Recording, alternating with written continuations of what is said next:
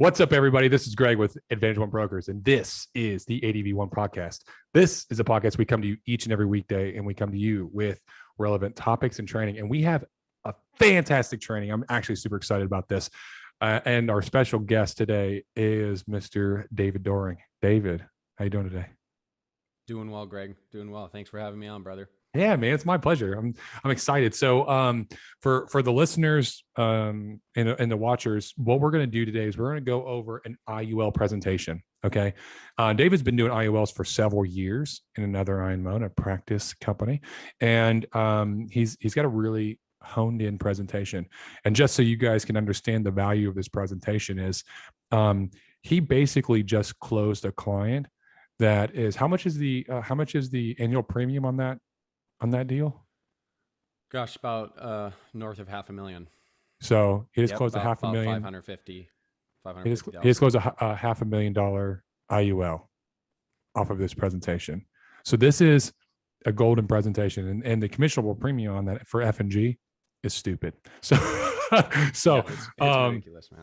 So when you have the right tools, when you have the right leads, when you have the right access to people, and you have the right carriers, like the ones that we use, then you're going to be able to close big cases like this. And I think the missing piece sometimes is the training and the understanding of the product. So that's what we're going to give you today. We're going to go over an IUL presentation. He's going to go over some slides. I'm going to turn it over to him in a second. He's going to run this presentation just like he were running it with a client, and I'm going to be the client. And if you want to get these slides or a presentation to make for yourself, I'm sure that he would be willing to help you out with that. So without further ado, David, I'm going to turn it over to you, big man. Absolutely, man. Absolutely. You actually nailed it. It's more than anything, it's taking any complex ideas and concepts and being able to break them down in a simple manner to the client. And if you can do that, it doesn't matter who you're sitting down with. You can close a $100 million IUL or a $100,000 IUL. The convo, the lingo, everything is identical. You tailor a little bit to who you're sitting down with, but that's important for any life insurance sale or really any client. So I'm going to share my screen. I'll skip the intro that I go through, like who I am and the companies that we work with and all that stuff, history of the company. I'll just kind of get into the meat and potatoes of the presentation here. So let me see if I can share my screen, and then I'll go into a slideshow presentation here from current slide. Okay, can you see me all right? I can. Perfect. All right, that's perfect.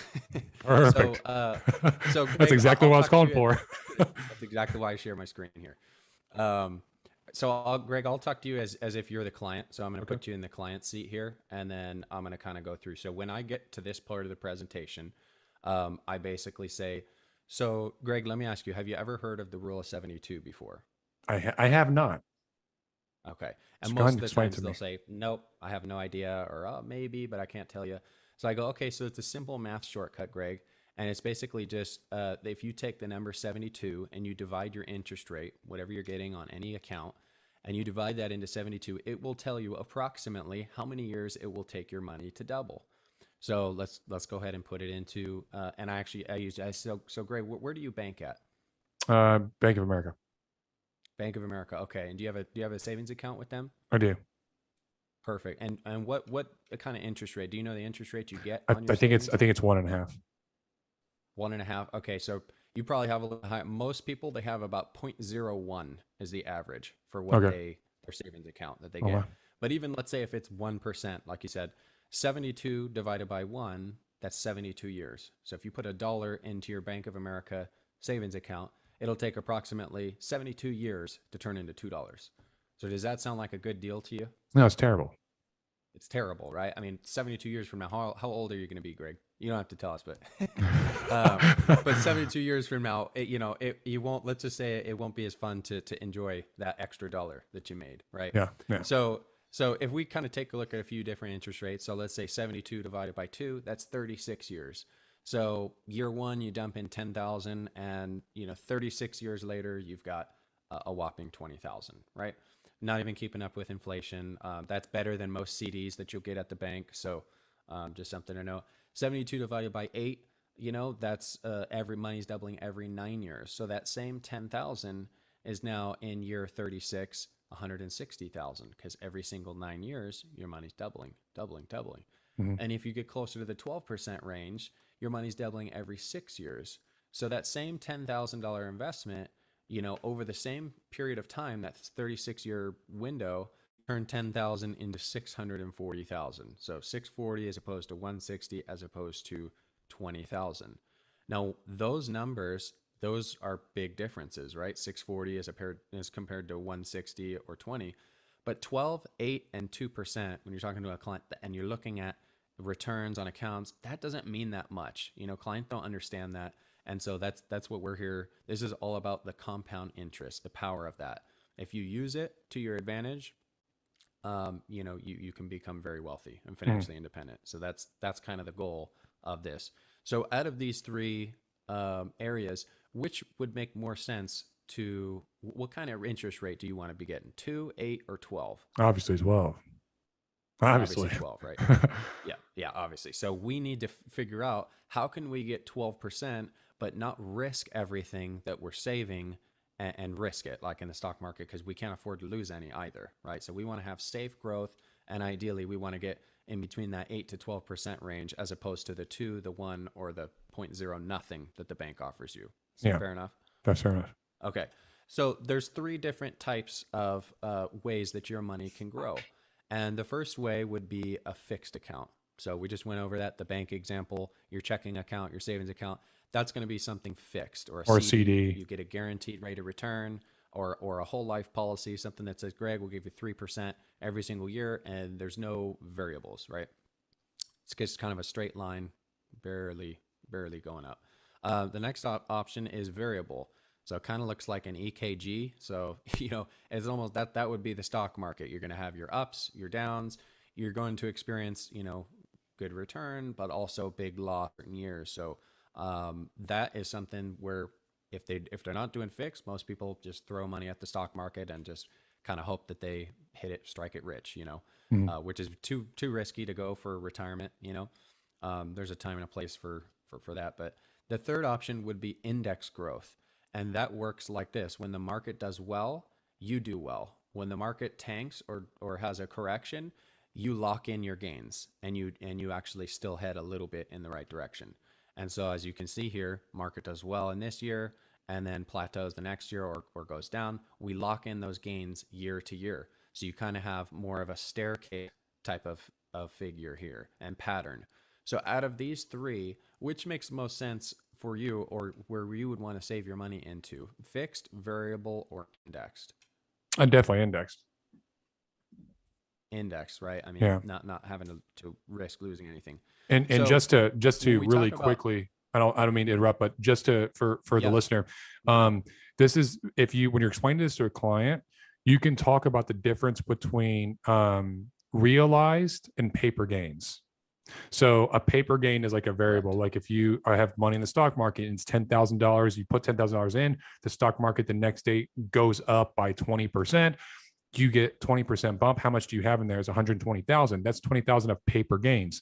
That means that in paper, you have those gains, but they have not been realized until you pull that money out of the stock market where it cannot be loose, where the money can be lost.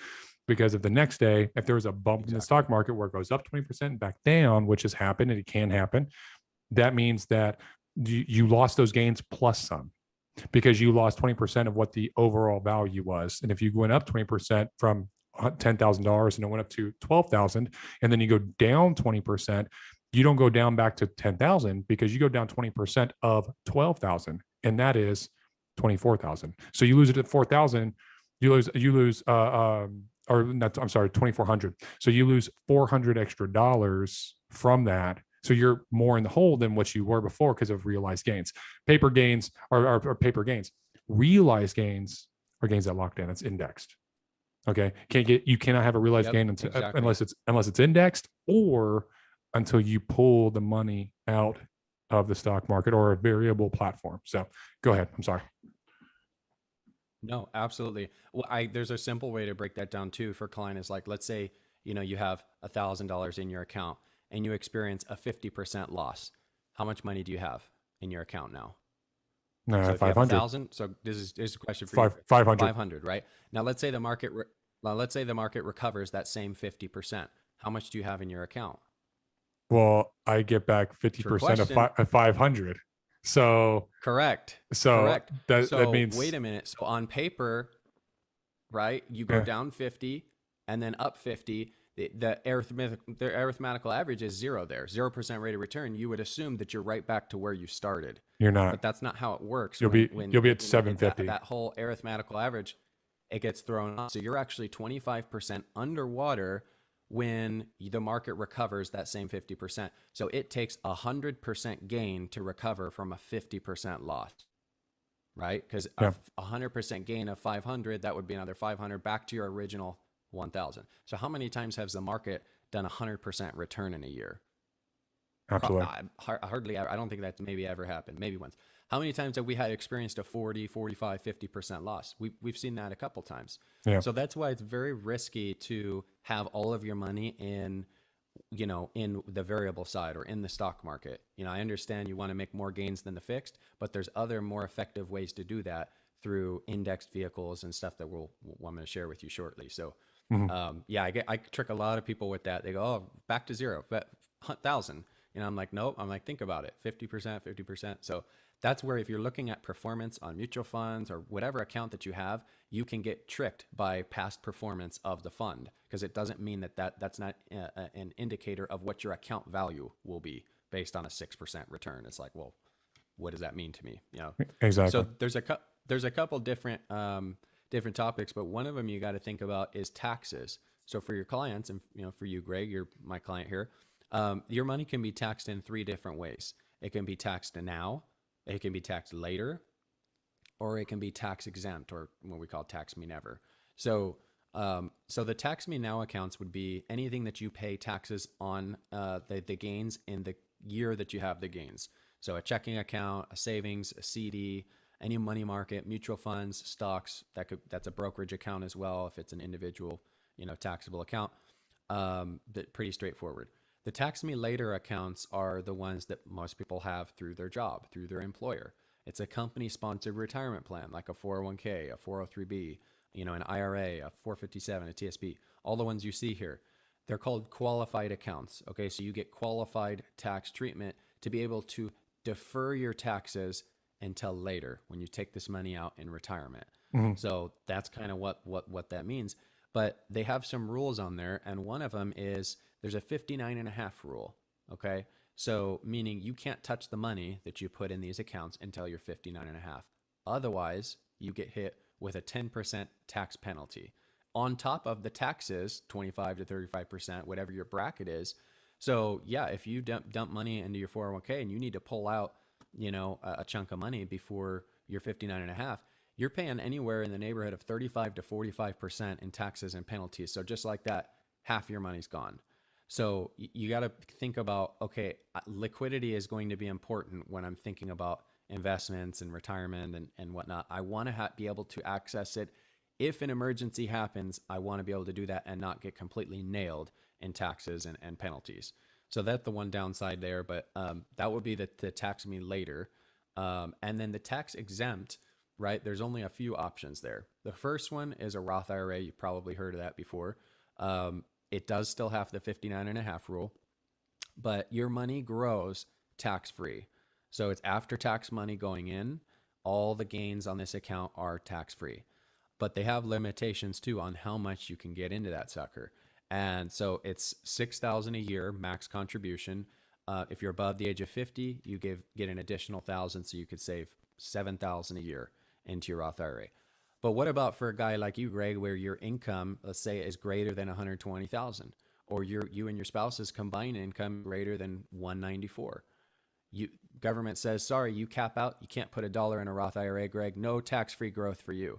I was like, what? So I get penalized for doing well and having a good career and making a lot of money. Now I have no options or vehicles to contribute into anything that's tax-free. So there's income limitations, and that will eliminate a lot of wealthy people from ever having a Roth IRA. So there's another option, though, luckily, and it's the only other option out there, and there's no taxes. So it has the tax-free growth. It's in this exempt tax category. There's no 59.5 rule. So you have liquidity to your money. You could, take money out, put money back in. You're bouncing between 2 points. Typically 0.75% is your floor. That's the worst you'll ever do in a year. The cap is 15%. And I'll explain a little bit more about that in a second.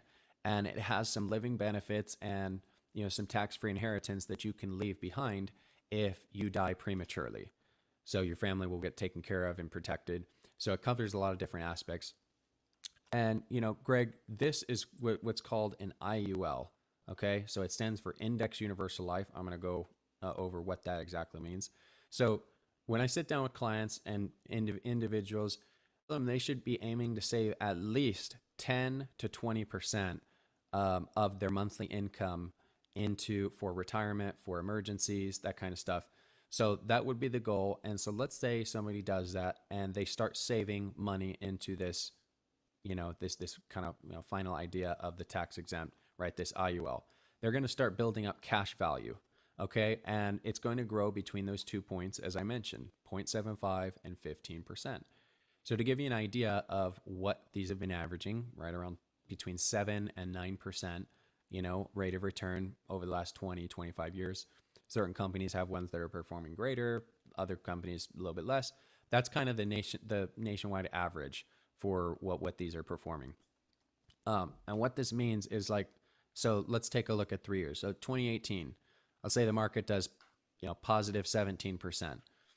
For you, remember your cap is 15. So you could get 15% interest credited on your cash value, on your savings. Let's say 2019, market takes a dive, down 25%. What do you get? Do you get affected? Nope. You're locked in. You get 0.75%. So you lock in the 15 from the previous year, and then you get an additional 0.75 added to your your savings account.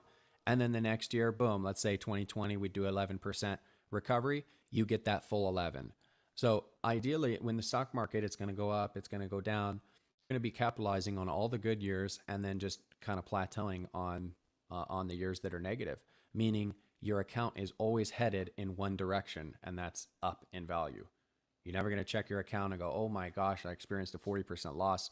Now I got or 50. Now I got to, have 100% return in the market to get back to where I was, Mm. and I would say one of the most, wealthy and well-renowned investors, Warren Buffett. You remember his rules, right? Rule number 1 is don't lose money. Rule number 2 is never break rule number 1. So when you can actually start to save money into places where you're guaranteed to only have a positive outcome, that's where you can grow a lot of wealth. And that's why very wealthy individuals, they use strategies like this for a lot of different areas. But so this money, if you're wondering why can it be tax-free, why is this growing tax-free? It's because of the IRS. They have a code in there, and they basically have a code. It's 7702, and it says any money that's tied to a life insurance policy by law cannot be taxed. So that's one of the last legal tax strategies left. Like I said, people are taking advantage of it all over. Most people don't know about it because, again, this is a bigger issue, but not a lot of people are, taught about money, about taxes, about this stuff in the school system. It's really left out. So people are kind of left to figure things out on their own. If they happen to sit down with an advisor, maybe they hear about some of these strategies. But all the wealthy people, you better believe it, they all have this stuff in place. So this is what this plan is about, and that's what allows it to be tax-free, all the growth on your money. So it comes with, like I mentioned, a death benefit. So if anything happens to you, you're going to leave a tax-free inheritance to your family, to your heirs or beneficiaries. That is just an additional benefit of having this savings account, and that's what allows it to be tax-free. So pay out to the So beneficiaries. for that Um, death benefit, when I pass away, let's say I've built up $200,000 of cash value, but then my death benefit was 500,000. correct. Does it pay out both the death benefit and the cash value? Yes, it does. Yes. So your cash is built on top of your benefit.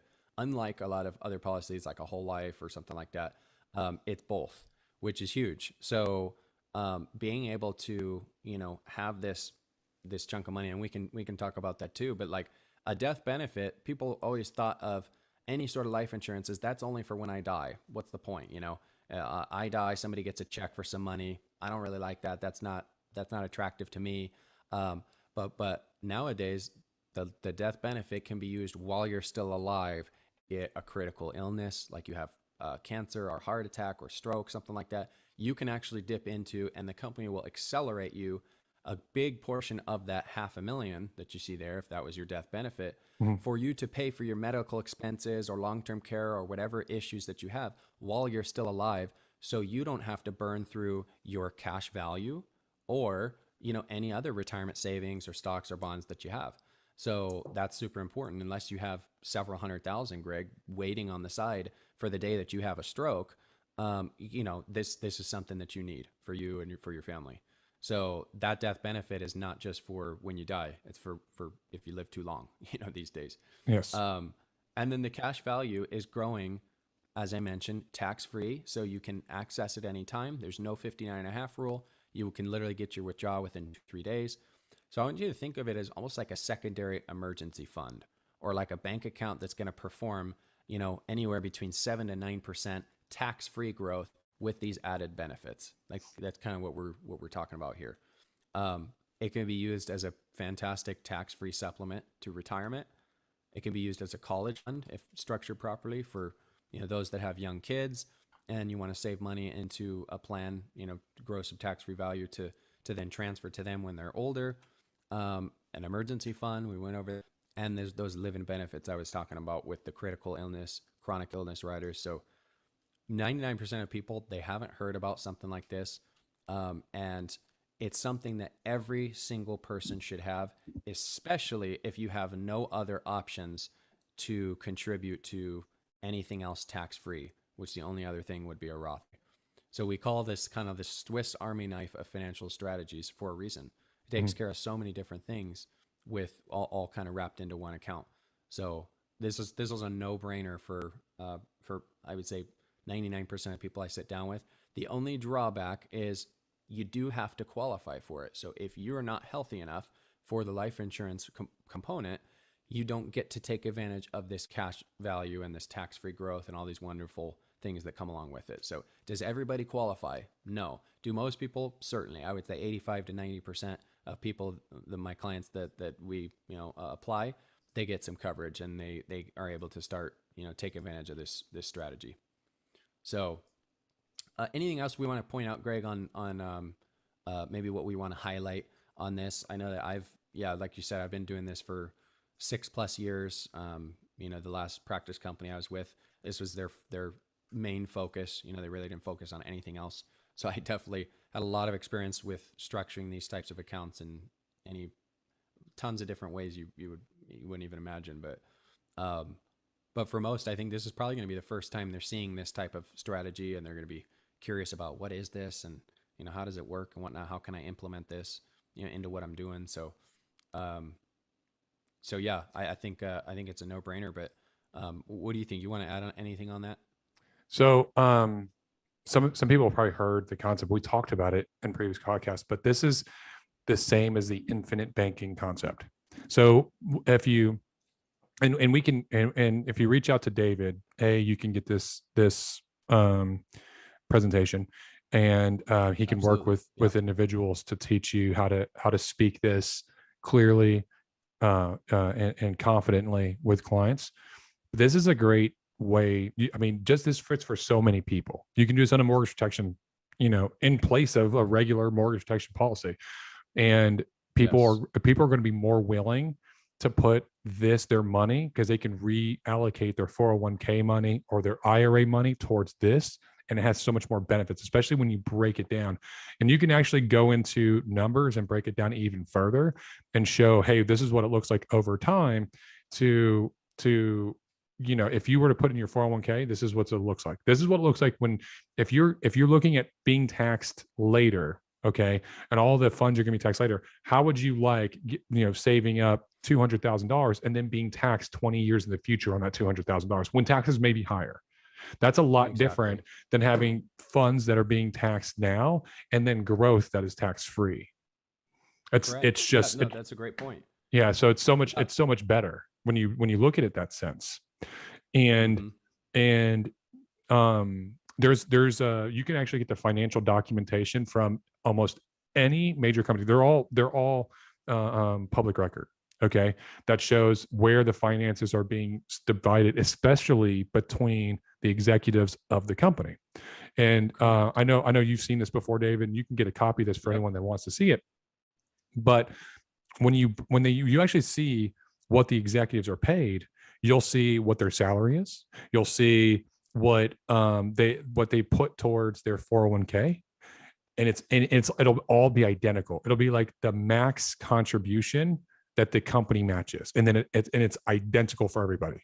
And then you'll Yep. see how much they pay towards their health insurance benefits, and then you'll see life insurance, and you'll see some of the executives will have more money in a year going Outrageous. towards their life insurance than they're paid in salary. Yep. You'll see their Yep. bonuses, all that stuff. And what happens, and they do that because they're getting a tax-free advantage. This is a tax shelter for them. It can't be touched by the IRS. And this is how the wealthy become wealthy. This is how they're Exactly. actually creating that wealth. And they're basically becoming their own bank because they have so much money in cash value that's sitting in this account that's growing 7 to 9% year after year after year. And they're putting in several $100,000 every single year. They've created their own bank. Exactly. So they Yep. never You've have now to became a borrow from bank. anybody. They can borrow from themselves. They can loan out to people, charge them Yep. interest, and literally pay nothing for it. Yep, exactly. And when you get on a really high level, Greg, like this is used as so many. So those executives, it's an executive bonus plan. That's Yeah. an IUL. A golden parachute plan. That's an IUL. A buy sell agreement between two people. A key person insurance. All of those at a high level. Those are all permanent life insurance vehicles because of the tax free growth. Another thing, if you ever wondered about estate planning and how that works, when you have a very large estate, somebody that has 10, 15, $20 million, anything that's above that threshold is taxed 50%. So if, and it used to be, the threshold used to be, 5 million. And then Trump came into office and that's the first thing he did was bump it to about 11. So anything above 11 million, let's say you have a $20 million estate, Mhm. 9 million, that's going to be taxed 50%. So that's 4.5 million that's going away in estate taxes. Well, if you have an advisor, you have an estate planner, what they're going to do is structure your death benefit to be at least 4.5 million, to where that takes care of the estate taxes and your entire $20 million estate stays within your family. So you roll that from generation to generation. That's why the rich get richer, the middle class and the poor, they get poorer because they don't have the education about having some of these vehicles in place. Yep. So that's kind of what we're trying to change is everybody needs to know about this. Everybody can save money, no matter what your income is, you can allocate 10 to 20% of your monthly income into something that's going to really work to the fullest, to protect your family, to protect your assets, give you that tax-free growth and all those benefits in case you get sick in the future. So that's huge, Greg. I absolutely love this product. We've got multiple carriers on our menu that will be able to help you offer these Mhm. types of accounts to your clients. So Mhm. absolutely, yeah. Feel free to reach out. I can send you this presentation. Like Greg said, I got a lot more, a lot more, tools and stuff, and that you can show clients to prove what these other high execs are doing, and tons of stuff. Absolutely. And something also, if you have any questions about IULs, you can reach out to David. Okay. And David will provide his contact information afterwards on top of his email address. So if you want to reach out to him in an email and get this presentation, you can. You can reach out to John Doe, and John Doe will be awesome in order to kind of talk you through this stuff. But you can also reach out to the carrier. So if you have somebody that wants to put in, let's say they want to put in, like with David's recent high profile case, that he found somebody that was making several $100,000 a month, and they're going to put in several $100,000 over the year. And so for them, that was easy for them to do that because and it's a way for them to do the infinite banking concept, create their own bank, have a lot of money flowing Mm-hmm. in. And so he actually just went straight direct to the carrier in order to have them create what that would look like for the illustration. So that, and then he already knows how to speak it, but you can actually sit down if you go to the carrier, have them do the illustration, and then once the illustration is done, you can sit down with David, you can sit down with me, you can sit down with John, and we'll actually show you and talk to you how you actually explain this and walk through the illustration with the client. Yep, absolutely. No, all the carriers, all the wholesalers, they're super like that's what they're paid to do. They're waiting for you to reach out for guidance and to get help on this stuff. And so, yeah, myself, Greg, John, I mean, if you need help explaining it to a client, I have no problem. I'll hop on the Zoom with you and share it, because people need to know this. It's just we're playing a bigger game here. So absolutely, anything I can do to help you guys out. Fantastic. So this has been awesome training, man. I love this. Ever since I found out more about IULs, like these are killer in terms of, They're powerful, man. like you can get so much more premium as an agent, commissionable premium, Yep. from an IUL, just because of the value proposition of what you're providing. So it's like, and I've said this in a previous podcast, there's 3 ways that you can make more money as an agent. There's 3 ways. You can write more business, more policies, you can write bigger deals, or you can duplicate yourself. This is the bigger deals piece. This is how you write bigger deals. Okay. You understand your products, you understand how to sell an IUL, and you understand how to, when you position it with a client, if they're already putting away 15% of their income towards a 401k, and you can show them a better vehicle, they're not losing any money each month. And this is also creating a bank for them that they can borrow from. And it's also covering their mortgage, because it has a death benefit on top of what it's growing by. Why would you not do that? Right. So if you position it just right, you know how to explain it, you're gonna be blowing through sales. Okay. Exactly. No, I mean, people would much rather, they'd rather save additional money. I call it forced discipline. Like, hey, we could do a term for $100 a month, or we can do an IUL for $300 or $400 a month. But at the end of those 20 years, you don't just get your return of premium back. You actually have made an average of 7 to 9% per year. So you maybe have a couple $100,000 in tax-free gain that you can do whatever the heck you want. You can pay the rest of the mortgage, buy a car. I mean, so when you kind of are able to articulate that and illustrate that to a client, they'll find a way to find that extra premium to save. People say, "Oh, that's my max budget." It's like they'll start canceling subscriptions and free up a bunch of money if they believe in what you're saying. Absolutely. So you're absolutely right, Greg. That's why all of a sudden these cases are much bigger, better premium, and it's better for the client because they're saving additional money. It's just they're forced discipline. Absolutely. So I like this. I think we should do more series like this. We're gonna do some IUL training. And maybe I'll try to get some carriers on here to talk about their products, and I think that would be awesome. But David, awesome. David, thank you so much for coming on board and coming in and doing this training with us. Anytime. If anybody sees this, they're like, man, I want to work with this David guy. He is dope AF. How can they get a hold of you? Got you guys. I got you. Yeah, 760-505-2641. Call or text me anytime. I'm out here Pacific Standard Time.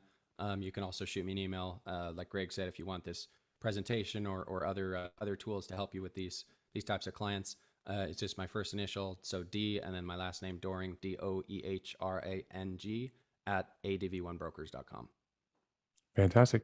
And David, thank you so much for coming on board. For those of you watching, if you're watching this on YouTube, make sure you subscribe to the channel and you like the video. If you got value from this, if you liked what you saw and you got some information, the fee is simple. Share it with somebody. Share it with somebody that you know can also get value from it. If you have any questions, you can reach out to me, reach out to David, you can reach out to anyone within Advantage One Brokers. We're here to help you agents. I don't care if you're in Advantage One Brokers or not, I'll still help. Just ask the questions.